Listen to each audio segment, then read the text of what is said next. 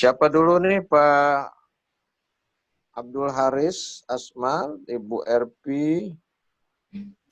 siapa lagi nih? Pak siapa nih? MP Al-Ajiziyah. Pak Amiruddin.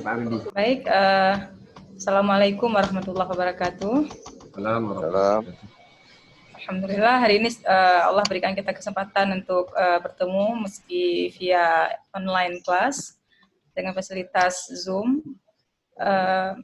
Alhamdulillah kita diberi kesempatan untuk memaparkan makalah kita yang pertama dengan tema metodologi pembelajaran agama, pendekatan, metode, model, strategi, dan teknik. Baik, mungkin teman-teman bisa sambil mendengar penjelasan saya, bisa sekilas melihat paparan di PowerPoint slide presentation yang sudah saya share. Nah, baik, kita mulai di bagian pendahuluannya, yaitu hasil belajar atau prestasi belajar merupakan hal yang penting dalam pelaksanaan pembelajaran, baik dalam aspek kognitif, afektif, maupun psikomotor. Untuk itu diperlukan beragam upaya untuk pencapaian tujuan teaching learning process yang kita inisiasikan kepada murid dan target peserta didik. Kemudian pencapaian hasil belajar yang optimal diperlukan kepada proses belajar mengajar yang baik. Maka pendidik harus memahami, menerapkan pendekatan, metode, model, strategi, teknik, dan taktik dalam mengelola pembelajaran. Untuk dapat mengelola pembelajaran yang baik, minimal terdapat 4 teori pembelajaran yang berkembang saat ini yang perlu kita kuasai sebagai pendidik. Teori tersebut meliputi teori operant conditioning, teori constructivism, teori connectionism, dan teori conditioning. Penggunaan teori pembelajaran tersebut dalam pelaksanaan pembelajaran dipercaya dapat mendatangkan hasil yang maksimal bagi peserta didik. Permasalahan yang selalu muncul ke permukaan adalah di mana siswa dapat memahami konsep namun tidak mampu menerapkan konsep dalam kehidupan nyata. Menghadapi masalah tersebut, pendidik dan pemerintah berusaha menjadi solusinya. Pendidik diberikan berbagai pembekalan dalam bentuk in-service dan pre-service training. Selanjutnya, para peneliti sepakat bahwa penggunaan pendekatan, metode, model, dan strategi dalam pembelajaran agama Islam dapat meningkatkan hasil belajar. Penanaman nilai dalam pembelajaran, motivasi belajar, prestasi belajar pada mata pelajaran pendidikan agama Islam pada khususnya. Metodologi pembelajaran agama. Pembahasan metodologi pembelajaran agama dalam makalah ini diuraikan dalam 6 jenis, yaitu pendekatan, metode, model, strategi, teknik, dan taktik. Pendekatan dalam pembelajaran diartikan sebagai sudut pandang pendidik terhadap proses pembelajaran. Berbagai jenis pendekatan dalam pembelajaran telah diperkenalkan oleh para ahli dengan tujuan mengaktifkan peserta didik dalam pembelajaran dan menjadikan pembelajaran berpusat pada peserta didik atau student-centered teaching learning process. Hal ini sebagaimana didefinisikan oleh Wahyudi bahwa pendekatan pembelajaran sebagai cara mengatur kegiatan belajar dan perilaku siswa agar ia dapat aktif dalam melakukan tugas belajar sehingga dapat memperoleh prestasi yang optimal. Berikut ini adalah jenis-jenis pendekatan pembelajaran, yaitu ya berhubung begitu banyak jenisnya, jadi di sini tidak saya paparkan dan saya analisakan per poin, hanya saya tuliskan poin-poinnya saja, tapi di makalah nanti kita akan analisis per poin, seperti yang Prof maksud nanti di makalahnya. Baik, ini adalah beberapa pendekatan dalam pembelajaran, baik pembelajaran secara umum maupun pembelajaran PAI secara khususnya, yaitu ada pendekatan individualistis, kelompok, pendekatan bervariasi, pendekatan edukatif, pendekatan keagamaan, pendekatan pembiasaan, pendekatan emosional, rasional, fungsional, kontekstual, konstruktivisme, deduktif, induktif, konsep, proses, open-ended approach, kemudian scientific approach, realistic approach, dan science, technology, dan community approach.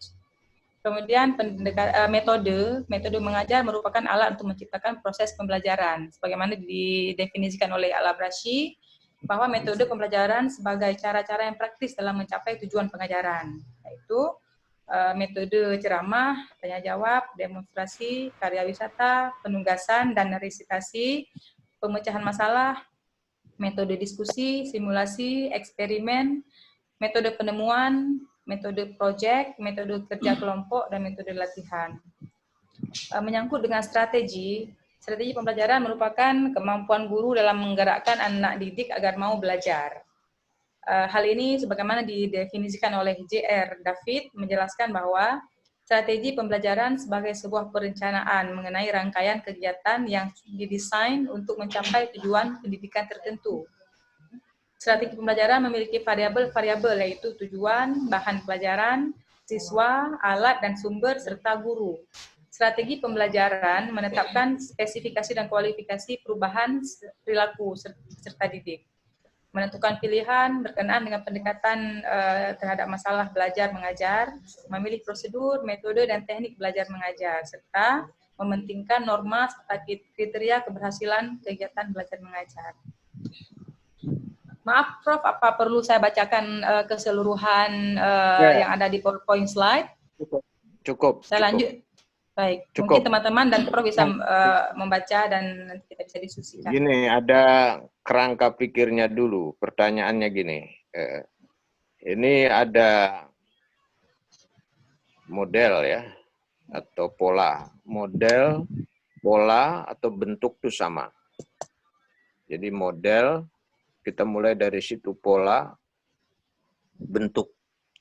Kalau kita mau bikin baju itu harus ada modelnya dulu, harus ada pola. Sehingga baju yang mau dibikin itu tidak berubah. Itu pola. Ya. Mau bikin rumah juga harus ada modelnya dulu, harus pola. Jadi modal, bentuk, ya, itu kan itu satu. Jadi orang seringkali menyebut model, orang sekarang terkadang juga menyebut pola, terkadang menyebut bentuk, itu satu. Sama istilahnya, Yang Prof, kedua, ya? itu satu ya. Yang kedua ada pendekatan. Pendekatan ini biasanya ada pendekatan psikologis. Dari pendekatan psikologis itu melihat kecenderungan manusia, ya.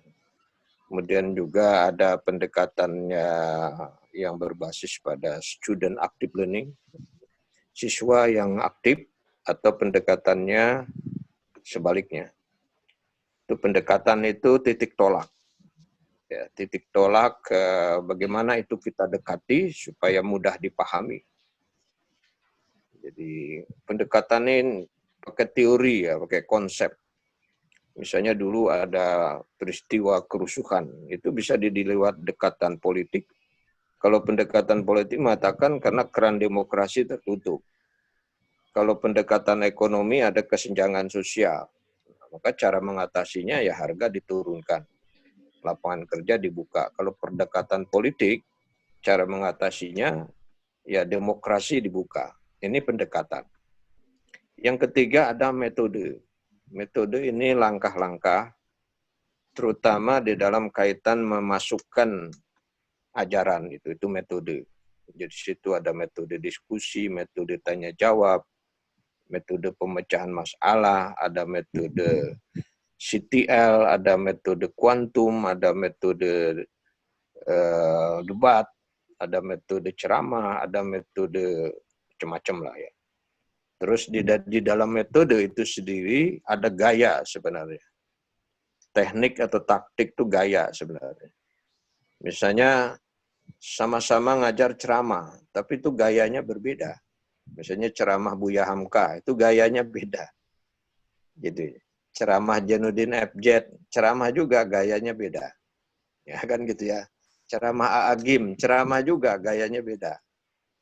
Terus lagi banyak lah gitu. Jadi di dalam metode itu sebenarnya ada gaya di situ. Misalnya metode ceramah gayanya gini. Nah gaya itu bisa berbentuk teknik dan taktik.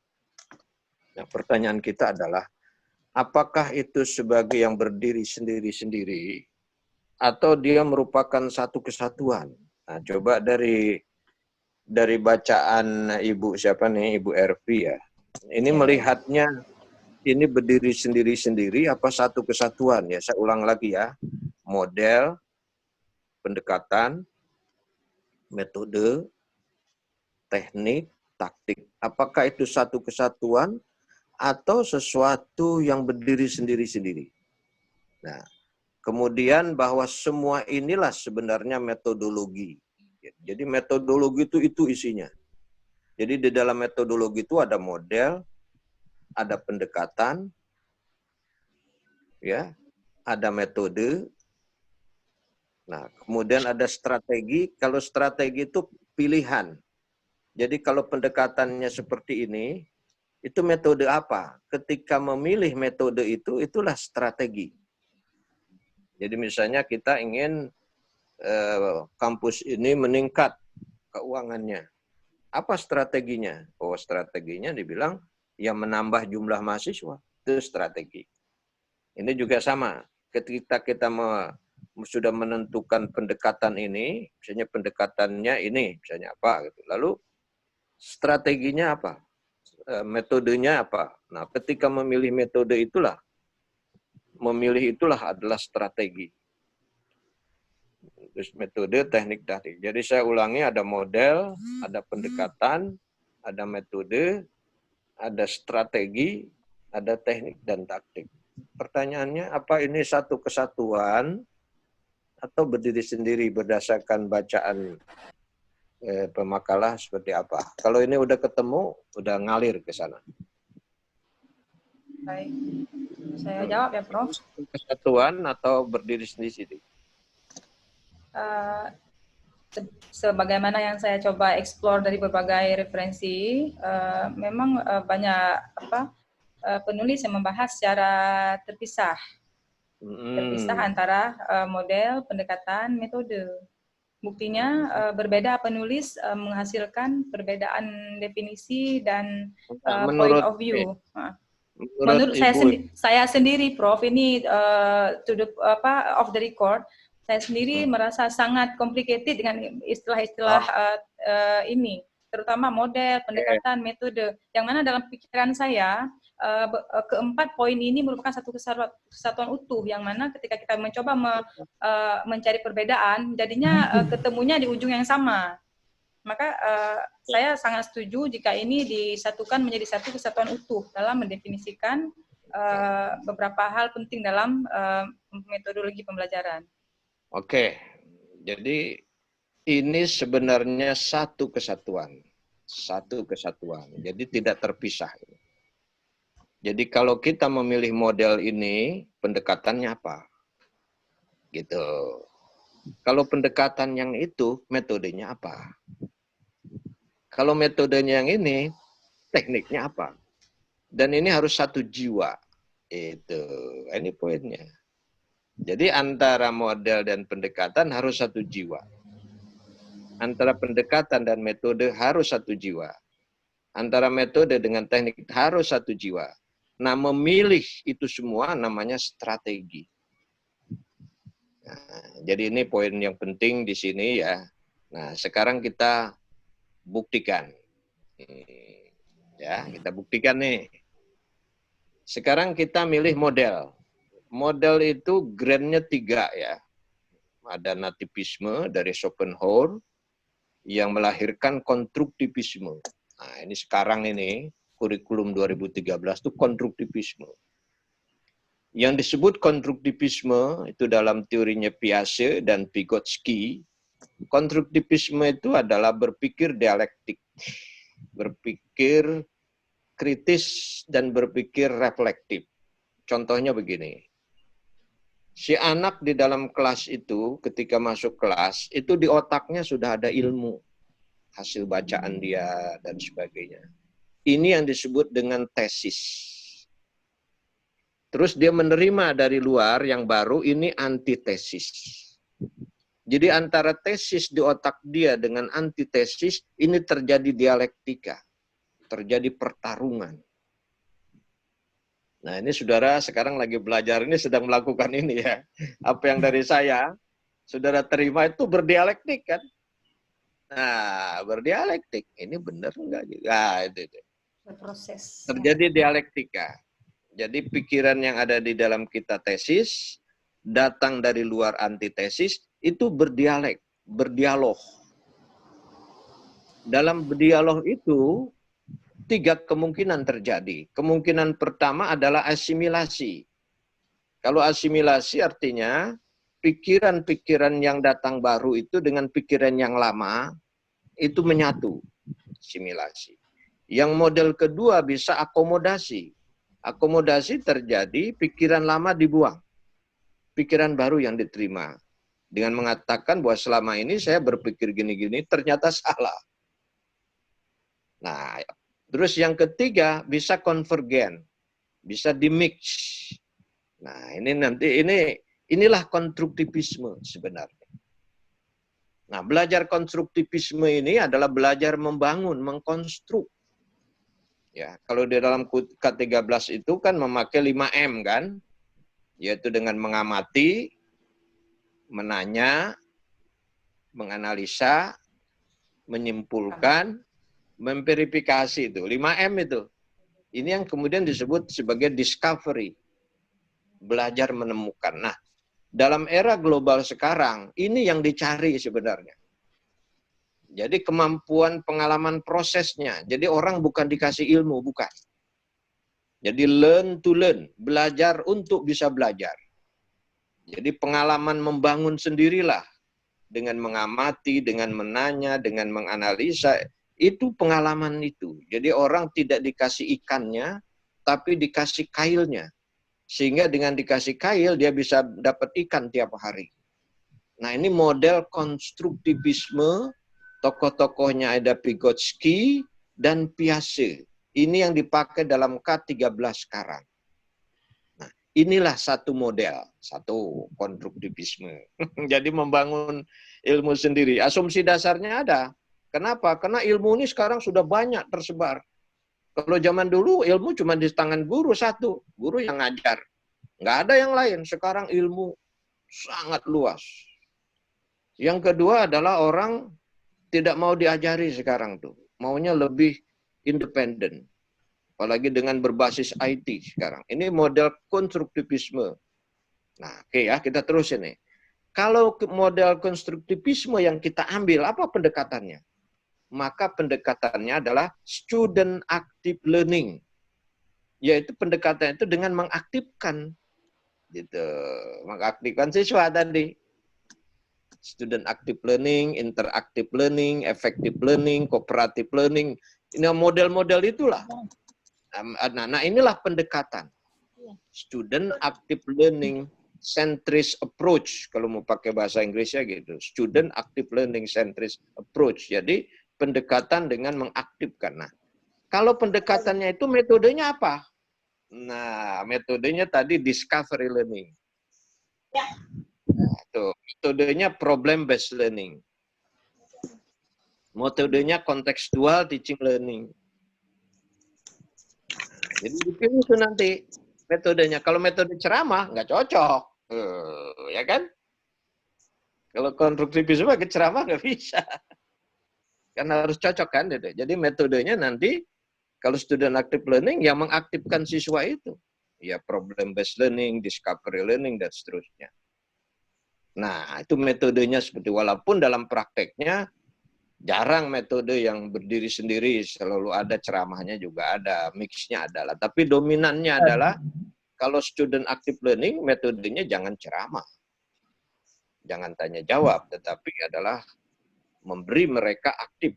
Nah, nanti guru hanya berfungsi sebagai fasilitator, guru sebagai motivator, guru sebagai katalisator, guru sebagai sebagai justifikator. Yang tortor itulah. Nah, jadi ini paradigma sekarang. Nah, kalau kita memilih model itu, jadi kalau memilih modelnya seperti itu, pendekatannya student active learning, metodenya adalah metode yang tadi, problem based learning segala macam, lalu teknik taktiknya yang ngikuti nanti. Misalnya teknik problem based learning apa, taktiknya itu mengikuti. Nah, jadi di sini satu jiwa. Oke, sekarang coba. Sekarang kita ganti nih. Modelnya jangan konstruktivisme, tapi model empirisme. Ini model behaviorisme. Ini aliran yang kedua, yang aliran klasik sebenarnya ini dari siapa tokohnya? Empirisme, John Locke. Nah, tokohnya John Locke kan? John Locke. Empirisme atau behaviorisme itu dari John Locke. Tokoh pengikutnya banyak. Ada Skinner, ada Pavlov, ada Tondik, Watson, banyak tuh. Ya, wa ala alihi wa sahbihinya banyak itu. Nah, kalau empirisme, asumsi dasarnya apa? Asumsi dasarnya murid itu ibarat gelas kosong, kertas putih. Ya, kalau konstruktivisme tadi, asumsi dasarnya, murid itu sudah punya potensi dari dalam, yang nomor 1 tadi. Guru itu tidak ngajari ilmu, tapi guru itu kayak bidan. Bidan itu kan membantu melahirkan. Ya, ini nanti model-model ke sana ada tokoh-tokoh lainnya, Socrates ke sana itu. Nah, kalau empirisme ini, empirisme yang ini tadi behaviorisme, asumsi dasarnya murid itu gelas kosong, diisi air, kertas putih, jadi dia nggak aktif, dia pasif. Nah, ini model empirisme, behaviorisme, karena itu pendidikan amat bergantung pada guru. Nah, ini model yang kedua, ini model yang lama ini. Model-model di pondok pesantren tradisional ya, dan lain-lain itu model yang lama ini. Itu pendekatan yang kedua, yaitu pendekatan behaviorisme dan empirisme dari tokohnya John Locke. Nah, kalau pendekatannya itu, kalau modelnya itu, pendekatannya apa kira-kira? Yang terpikir. Student active learning centris atau siapa pendekatannya? Halo? Ya, Prof. Halo Ibu, kira-kira Ya, pendekatannya bagaimana kalau kita ambil behaviorisme? Karena ini harus satu jiwa. Apa pendekatannya? Kan tadi kalau konstruktivisme, pendekatannya kan siswa yang aktif kan? Student active learning centris. Kalau behaviorisme, pendekatannya apa? Mungkin behaviorisme lebih cocok dengan pendekatan psikologis, Prof. Iya, psikologis nanti ya. Psikologis. Nah, dari segi titik tolaknya. Oke, nah di sini kalau behaviorisme, pendekatannya adalah teacher sentris. Teacher sentris, jadi guru yang aktif. Ya, teacher centris approach. Tuh, kalau tadi kan siswa yang aktif terus. Jadi teacher sentris. Memang pendekatannya banyak. Tapi ini kita artikan titik tolak. Titik tolak siapa yang aktif gitu. Teacher sentris. Nah, kalau teacher sentris, metodenya apa kira-kira? Kalau pendekatannya teacher sentris. Mungkin metode ceramah, Bro. Nah, apa lagi? Diskusi. Diskusi nanti yang ketiga nih. Eksplorasi, ya kan? Kemudian dramatisasi. Jadi guru yang mengeksplor, guru yang tampil, guru yang menyontohkan, dan seterusnya, dan seterusnya. Ini model belajar yang lama yang kita sebut DDDCH. Ini murid datang, duduk, dengar, catat, hafal. DDDCH. Datang, duduk, dengar, catat, hafal. Itu jadi guru yang aktif tuh. Kayak gitu, datang, duduk, ya kan, dengar, terus dengar, catat, hafal. Nah, itu metodenya begitu. Ceramah yang dipakai kalau kalau behaviorisme dan tadi empirisme. Nah, sekarang kita nomor yang ketiga, grand teorinya adalah konvergensi. Dalam konvergensi ini, tokohnya siapa yang Anda tahu? Tokohnya William Stern. Asumsi dasarnya apa? Ingat nih, setiap modelnya ada asumsi dasar. Ya, kalau model pertama tadi asumsi dasarnya murid sudah punya potensi. Kalau yang model kedua, behaviorisme, murid itu kosong. Nah, model yang ketiga, asumsi dasarnya, murid itu selain dia punya potensi, juga dia bisa dipengaruhi oleh faktor luar. Kalau yang faktor pertama itu ya dari dalam sendiri sebagai hereditas, potensi, bakat itu dari dalam diri sendiri itu. Nggak perlu dari luar. Kalau model yang kedua dari luar sepenuhnya. Nah, model yang ketiga ini adalah perpaduan. Jadi jiwa kepribadian seseorang itu dipengaruhi oleh faktor dari dalam, hereditis, potensi bakat, fitrah, insting segala macam, dan dari luar. Nah, ini yang disebut dengan konvergensi. Jadi model konvergensi yang ketiga dari William Stern. Nah, ini nanti bisa di Google dibaca itu. Ada tiga-tiganya tuh ada yang saya kemukakan tadi ya. Model konstruktivisme, model behaviorisme, model konvergen, ada tiga-tiganya lengkap. Habis ini tinggal dibuka aja di Google, ada tiga-tiganya. Nah, kalau model misalnya kita ambil konvergen, kira-kira pendekatannya apa? Tadi kan student active learning centris, yang kedua teacher centris, yang ketiga ini pendekatan apa tadi? Yang ketiga. Kalau konvergensi, kalau model konvergensi, pendekatannya apa yang diambil?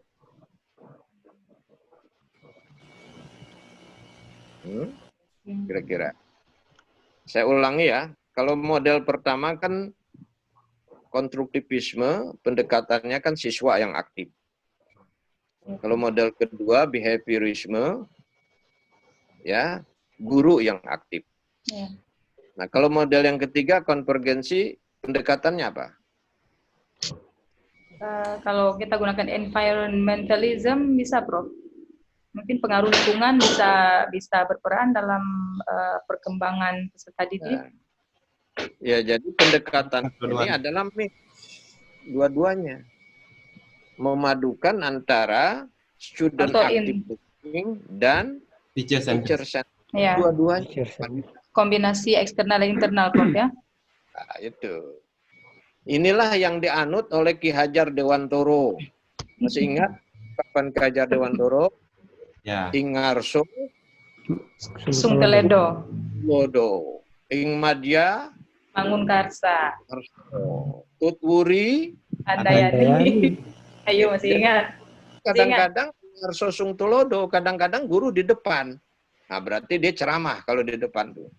Ing Madya Mangunkarso, berarti konvergen. Tutwuri Andayani berarti konstruktivisme. Tutwuri Andayani kan murid yang di depan. Nah, ini jadi konvergen. Kalau konvergen yang dipilih, maka pendekatannya mix. Jadi between teacher centris and student centris. Nah, sekarang kalau itu pilihannya, pendekatannya mix, apa kira-kira metodenya? Metodenya mungkin lebih cocok ke demonstrasi. Think, pair, share. Tadi sudah disebut diskusi, nah, ya kan? Ya. Seminar. Nah, seperti sekarang inilah, seperti dalam kuliah sekarang ini pakai mix method. Saya ngomong, saudara juga aktif. Jadi metodenya seminar, diskusi, metode debat, dan seterusnya. Nah, dari sini kelihatan ya, saya ulangi lagi, bahwa antara model, pendekatan, metode, teknik, dan taktik itu satu kesatuan. Nah, semuanya inilah disebut dengan metodologi. Jadi di dalam metode pelajaran itu isinya itu. Ya. Ada model, ada pendekatan, ada metode, ada teknik, ada taktik. Memilih semua itu disebut strategi. Jadi strategi itu cara kita memilih yang paling efektif. Itulah. Terus nanti ada gaya, tadi udah saya singgung. Nah, silakan sekarang yang saudara belum paham atau yang belum silakan. Ini Prof, 1 menit lagi. Ya, silakan. Kita masuk ke sisi kedua. Sesi kedua ya. Ya, ini waktunya ingat sisa 1 menit lagi. Ya, sesi kedua bisa lebih cepat lah, karena tadi ada pendahuluannya. Iya, iya. Tapi sudah paham ini ya, bahwa metode model pendekatan, metode, teknik, taktik adalah satu, Satu kesatuan. dan itu disebut Metodologi. itu Memilihnya. yang penting. Makanya kita kalau mau ngajar, wah saya mau pakai pendekatan apa nih? Saya mau pakai model apa nih? Terus itu pendekatannya apa nih? Jadi ngajar itu nggak semaunya. Nah itu nanti baru bergantung pada pelajaran apa, pada tujuannya apa, lingkungannya bagaimana, sarana prasarananya bagaimana, keadaan muridnya bagaimana.